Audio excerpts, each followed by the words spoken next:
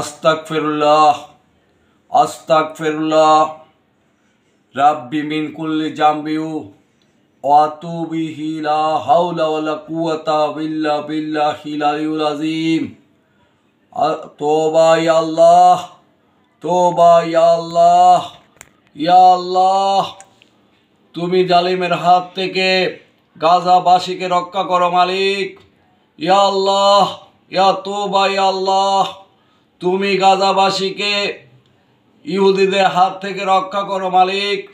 এই পৃথিবীতে 57টি মুসলিম দেশ আছে মালিক। এই মুসলিম দেশে 200 কোটি মানুষ আছে, আর ইসরায়েলে মাত্র 1 কোটি মানুষ। আমাদের মুসলমানদের মধ্যে ভ্রাতৃত্ব বন্ধন সৃষ্টি করো। আমরা 200 কোটি মানুষ। আজ রাষ্ট্রপ্রধান 57 রাষ্ট্রপ্রধানরা সেনাপতিরা এক হতে পারছে না। মসজিদুল আকসা, যে মসজিদুল আকসায় আমাদের প্রিয় নবী রাসূল করিম সাল্লাল্লাহু আলাইহি সাল্লাম মেরাজ যাওয়ার আগে নামাজ পড়েছিলেন, যে মসজিদে আকসায় 1 রাকাত নামাজ পড়লে 500 রাকাতের সওয়াব হয়। মুসলমানদের ঐতিহ্যের জায়গা।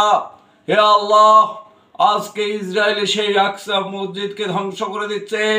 তুমি তোমার কুদরতি বলে সেই মসজিদুল আকসার জায়গাটাকে ঠিক রাখো মালিক। মালিক, তুমি তাদেরকে ধ্বংস করে দাও। তারা হেদায়েতের অনুপযুক্ত মালিক। তুমি তাদেরকে ধ্বংস করে দাও মালিক, তাদেরকে ধ্বংস করে দাও।